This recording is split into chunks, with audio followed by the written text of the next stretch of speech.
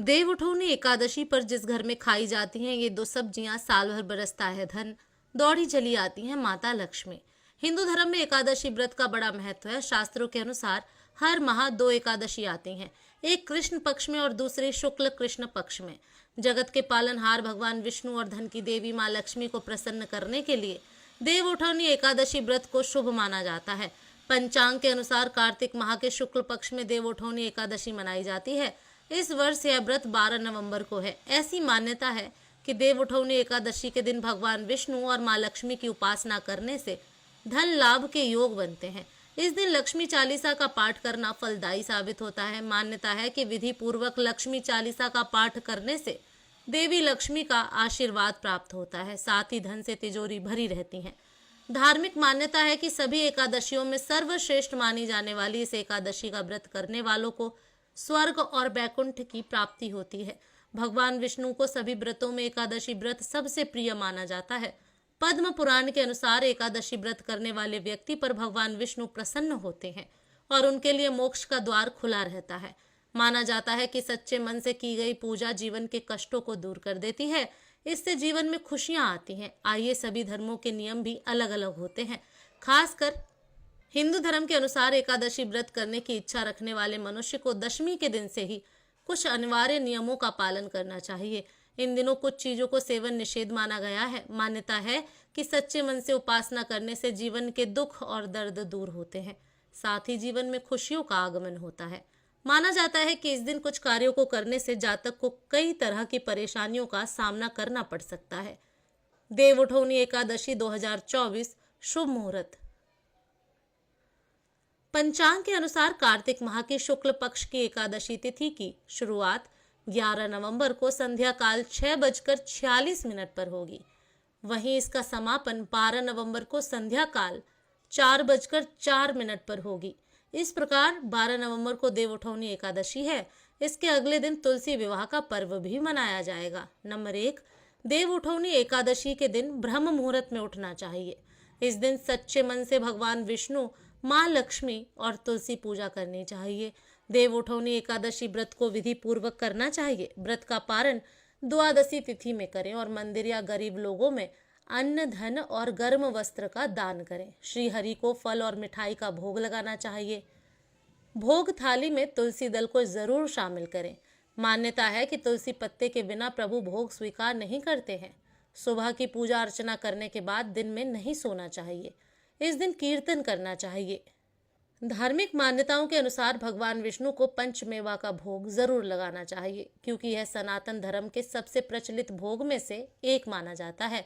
कहा जाता है कि जो लोग यह दिव्य भोग श्री हरि को अर्पित करते हैं उन्हें सुख समृद्धि की प्राप्ति होती है, साथ ही घर में बरकत का वास होता है।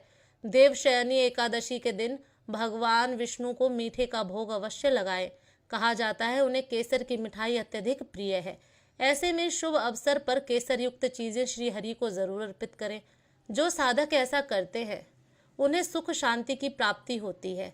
इसके साथ ही उनके जीवन में अन्न और धन की कभी कमी नहीं रहती है। नंबर 2, देवशयनी एकादशी के दिन श्री हरि को काले तिल के लड्डू का भोग जरूर लगाएं।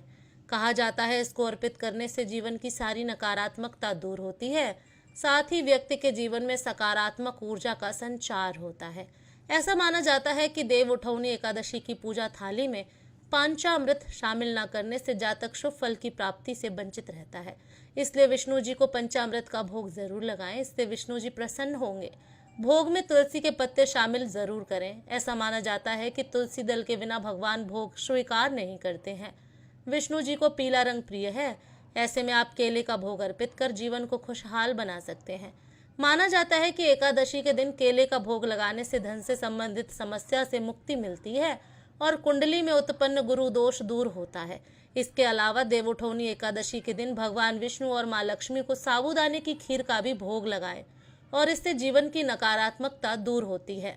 नंबर 3, दूध का भोग। भगवान विष्णु को इस दिन दूध का भोग जरूर लगाना चाहिए, खास तौर से वे लोग जिनकी कुंडली में चंद्रमा की स्थिति खराब चल रही है। ऐसे की स्थिति को सुधारने के लिए देव उठौनी एकादशी के दिन भगवान विष्णु को दूध का भोग जरूर लगाएं। शास्त्रों के अनुसार दूध को धन के और मन पर प्रभाव के दृष्टिकोण से सात्विक माना जाता है। नंबर 4, सिंघाड़ा का भोग। सिंघाड़ा माँ लक्ष्मी को बेहद प्रिय है। ऐसे में एकादशी के दिन भगवान विष्णु के भोग के लिए सिंघाड़ा बहुत ही शुभ माना जाता है। इस दिन सिंघाड़े का भोग लगाने से भगवान विष्णु जी के साथ साथ माँ लक्ष्मी जी भी प्रसन्न होती हैं, जिससे धन से संबंधित समस्याएं दूर होती हैं। ऐसे में इस दिन भगवान विष्णु को सिंघाड़े का भोग जरूर लगाएं। नंबर 6, तिल का भोग। धार्मिक मान्यताओं के अनुसार इस दिन तिल का भोग लगाने से सभी प्रकार के पापों से मुक्ति मिलती है। इस दिन तिल के दान का भी विशेष महत्व है। मान्यता है कि जो भी भक्त एकादशी के दिन तिल का दान करते हैं, उन्हें कभी भी नरक का दर्शन नहीं करना पड़ता।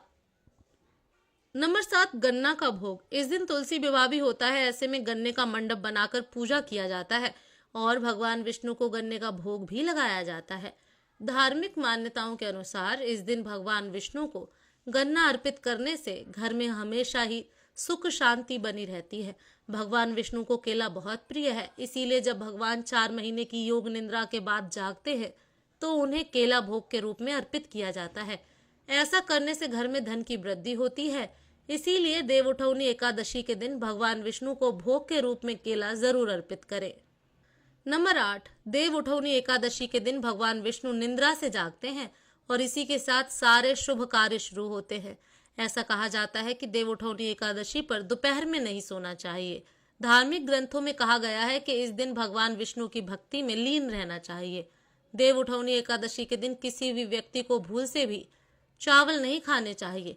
चावल से बनी चीजों से भी इस दिन दूर ही रहना चाहिए। पंडितों का कहना है कि चावल खाने से मन और शरीर स्थिर नहीं रहता है। नंबर 9, देवउठौनी एकादशी के दिन लहसुन और प्याज के सेवन से भी बचना चाहिए, क्योंकि ये दोनों तामसिक भोजन में आते हैं। यदि आपने व्रत नहीं भी रखा है तो कोशिश करें कि सात्विक भोजन ही करें। देवउठौनी एकादशी के दिन व्रतधारी को किसी के प्रति द्वेष की भावना नहीं रखनी चाहिए। हो सके तो इस दिन घर या घर के बाहर किसी से लड़ाई झगड़ा ना करें। मान्यता है कि ऐसा करने से भगवान विष्णु और माता लक्ष्मी नाराज हो जाते हैं। नंबर 10, इस दिन अगर आप बूढ़े बुजुर्गों की सहायता करते हैं तो ऐसा करने से भगवान विष्णु और माता लक्ष्मी प्रसन्न होती हैं। इसलिए बुजुर्गों का अपमान न करें और उन्हें दुत्कारें नहीं।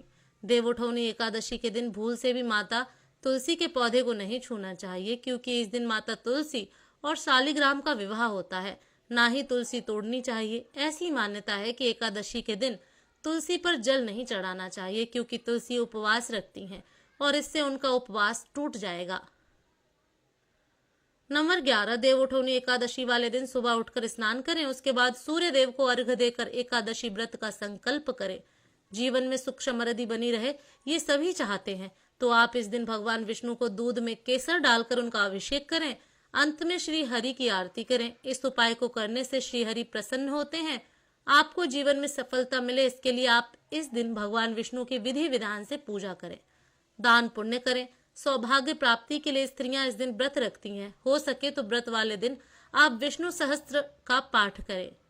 नंबर 12, देवउठौनी एकादशी पर भगवान विष्णु को सफेद रंग का भोग लगाएं।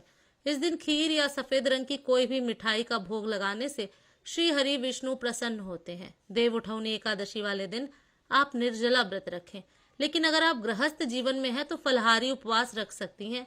इस दिन ब्राह्मणों को दान दक्षिणा देकर उनसे आशीर्वाद प्राप्त करें। नंबर 13, देवउठौनी एकादशी दिन तामसिक भोजन का सेवन न करें। इसके अलावा किसी से बातचीत के दौरान अभद्र भाषा का इस्तेमाल न करें।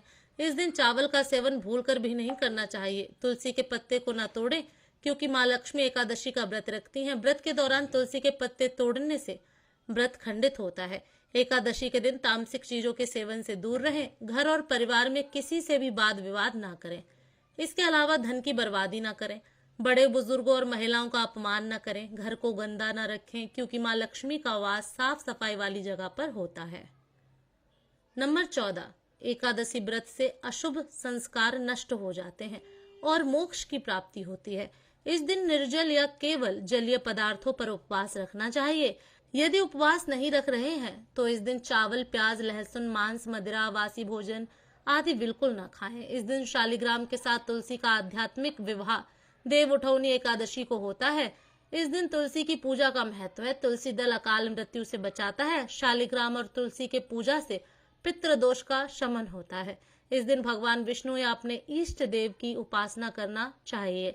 इस दिन ओम नमो भगवते वासुदेवाय नमः मंत्र का जाप करने से लाभ मिलता है। नंबर 15, कुंडली में चंद्रमा के कमजोर होने की स्थिति में जल और फल खाकर या निर्जल एकादशी का उपवास जरूर रखना चाहिए।